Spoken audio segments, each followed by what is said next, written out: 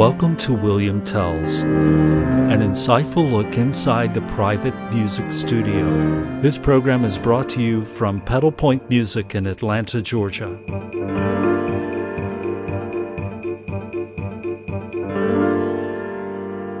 Well, hello, my friend, and welcome to William Tells. I'm glad that you're joining me today. It is my very great honor to have a special guest for today's episode. Elisabeth Baer is a young singer in the Atlanta area whom I had the great privilege of working with in private music studies a couple of years ago. She's also making a mark in the world of poetry. She has 2 published books chock full of poignant lines. Her poem, The Optimist, was the winner of the 12 and Under World Without Hate Art and Writing Contest in 2018. Wow! She stays quite busy with her studies and theatrical endeavors, too. Recently, she stopped by Pedal Point Music to catch up and chat about the importance of private music instruction. We also reminisced for a moment about a recording project with which she assisted me. Today on William Tells, we'll hear that project, hear her ideas about private music study, and much more. Give a hoot.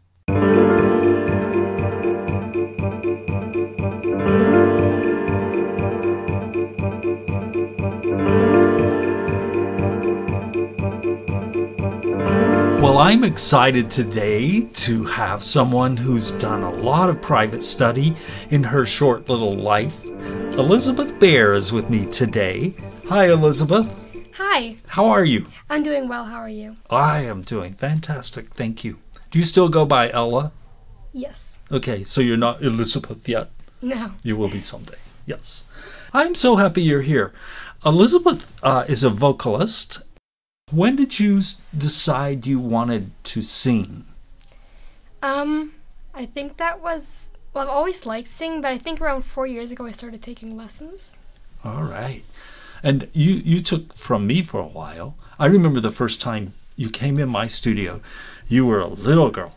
4 or 5, maybe? I think I was 7? 7. 6 or 7. Okay. I just remember you were so confident. And usually the student has to get comfortable with the teacher. I had to get comfortable with you because you knew what you wanted already. And do you remember what you told me you wanted to do at that first lesson? I don't think I do. You told me you wanted to be an opera singer. Do you still want to be an opera singer? Yes. Tell me what you like about opera. Well, opera has a long history, and there's something wonderful about opera and the story it tells, and opera is a dying art, and most people in the US don't study or listen to opera, and I think it's a wonderful art that should be listened to, and more people should, well, do it and listen to it. I tend to agree with you. Something I've noticed, and I know you travel, your family travels. Here in the U.S., opera is the last thing most people would buy a ticket to go to. But if you go to Europe and other countries across the pond, it's still a thing. I mean, people get excited about it. I was in Vienna a couple of years ago during the holiday season, and people were eager to go see an opera. It's an art, I think, that could even come back, don't you think? Yes, definitely. And what do you think will bring it back? That's a big question for you at your age, but what do you think would bring it back for people? Well, we need to have more opera singers in the US because I have never heard of that many operas coming here, and so they need to have more opera here because there isn't a whole lot of it. Yeah, I agree. We have an opera company here in Atlanta, and they do some very cool stuff. They do some cutting-edge opera, too. Yes, my conductor of my orchestra is the principal violinist. Is that in right? the Atlanta Opera. How very cool.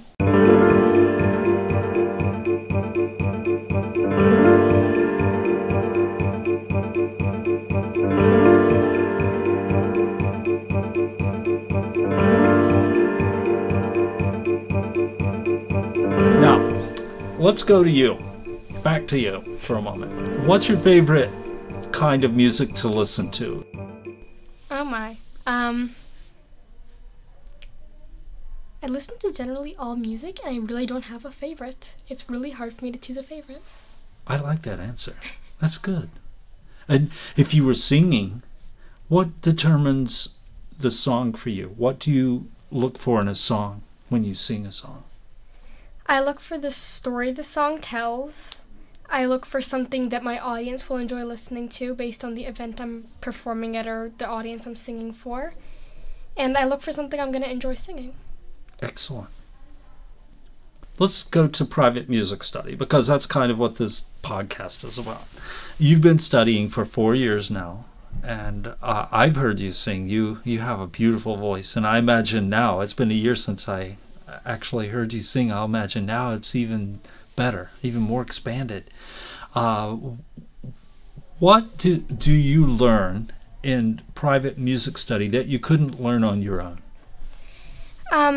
In private music study, the teaching is individualized to me and my voice, as opposed to in a group of many people, let's say, it's generalized. And so my teacher in private music study just focuses on my voice and what I need to focus on and change. Very cool. And what is your range? What do you think it is now? Are you a soprano, an alto? I think I'm still a soprano. Soprano. What's your highest note? I'm not sure. Maybe it hasn't been sung yet, right? Yeah.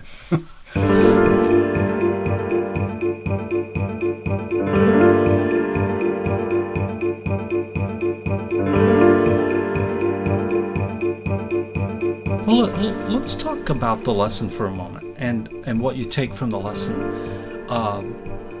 What about, and this is something people don't think about, but what about technique in a private lesson? So technique is something you can't just pick up by yourself, I think, when you're just listening to music and trying to learn music by yourself. Technique is something that I feel most singers keep learning for most of their career. And it's extremely important, because without proper technique, you're not singing properly, basically. Why not just wing it? How can a teacher help you with technique? You can't just wing it, because without proper technique, eventually you're going to, if you're straining, for example, eventually you're going to run into a lot of problems with your voice, and you probably won't be able to sing after a time. And so you can't just really wing it, because it can ruin your voice. And teachers will help you to sing properly so you can project and be loud enough without straining. And one of the basics that you first learn, and you really remember this, and every teacher has a different definition for it, but it's the same thing, and that's the lifting of the soft palate. Yes. Some people call that the C technique or the lift, and that's a basic technique. You're right, and you don't hear that, you feel that yourself without someone telling you how to do it, right? Exactly, and it's actually harder than it sounds to lift your soft palate, and most people don't do that when they sing. And how does that affect your tone when you lift your soft palate? Well, often when you don't lift your soft palate, let's go this way, you turn out flat or off pitch, and so especially as you go higher in notes, so when you lift your soft palate, it tunes better, per se. Excellent point. Thank you.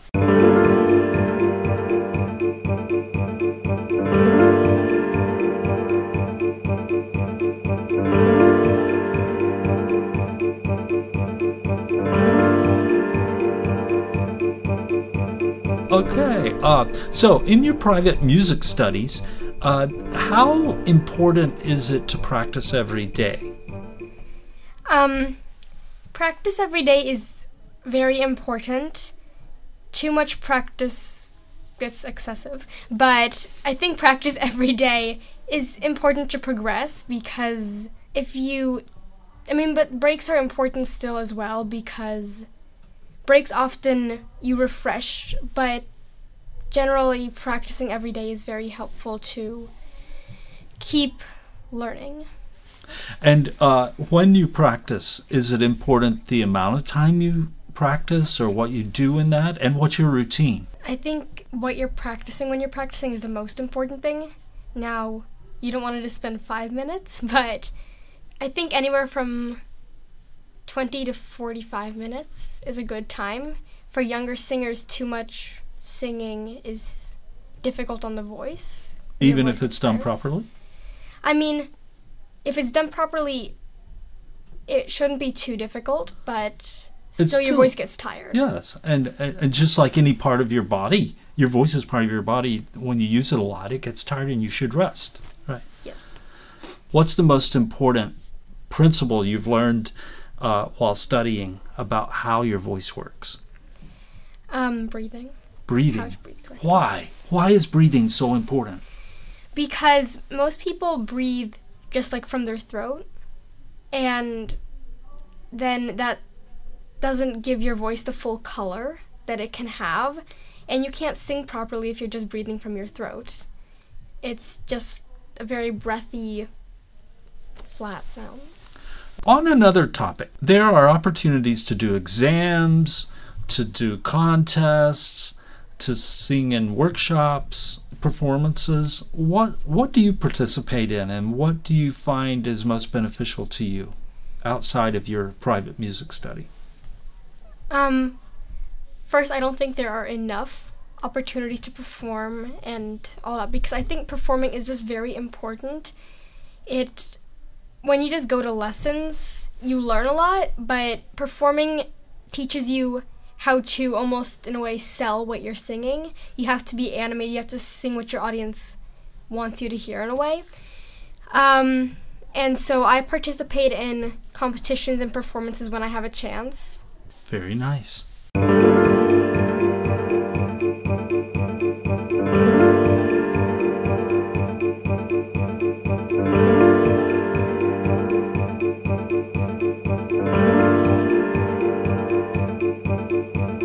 2 years ago, you helped me with a project I was doing in my backyard.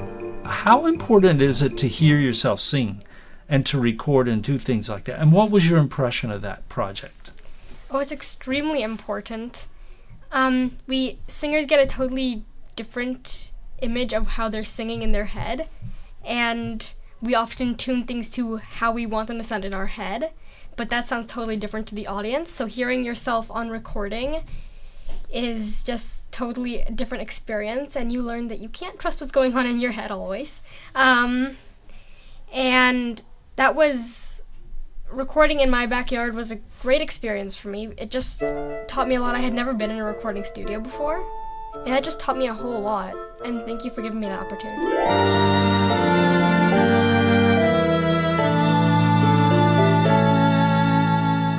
Follow me and I'll introduce you to all. Use caution now and no harm will befall. Most here are friendly but some will do harm. Stay close to me always and hold to my arm. See how the moon shines to show us the way into the night where the creatures all play. There in the fern beds and pine needle beds, rolling with leaves on their heads. There's a red fox on those big rocks. Look, a porcupine. A shining green snake slithers through the vines. There's a firefly and a spider. Oh, a tiny shrew. All buzzing and crawling around you.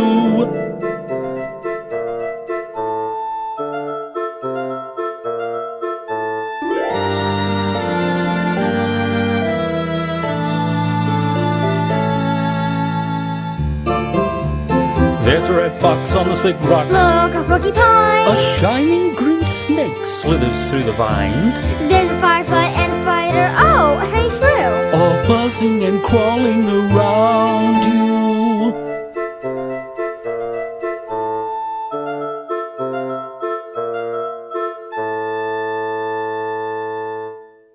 Singers obviously are artists, and we are constantly looking for ways to express our music in a different way, maybe. And I found something years ago in high school that I really loved doing, and it became part of the development of my songwriting as well, and that is poetry. And you've written two Yes, poetry two books. books. Can you tell us about those and why that is so important to you? I started writing poetry a couple of years ago. I was going through some tough times, and that helped me to get through it. Poetry is, to me, a way of expressing my feelings, and so music helps me to write. It often inspires me. If people wanted to read your poetry, where would they find it? Both my books sell on Amazon. If you put in E.K. Baer, then it should pull up. Ella, thank you so much for being here today. Thank you for having me. And it's my pleasure, and I wish you well. Elisabeth Baer, and remember that name because I think you'll hear it for years to come. Thank you. Thank you.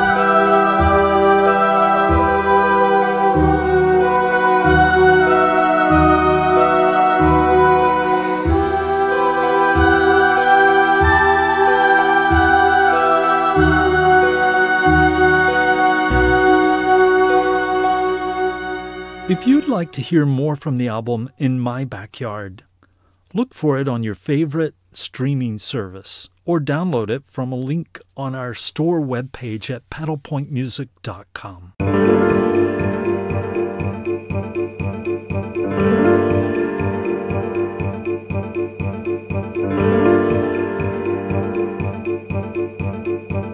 You know, people rarely start private music lessons just for the sake of taking lessons. Almost without exception, there is a desired goal. Sometimes it's just developing the focus and order that studying music can bring.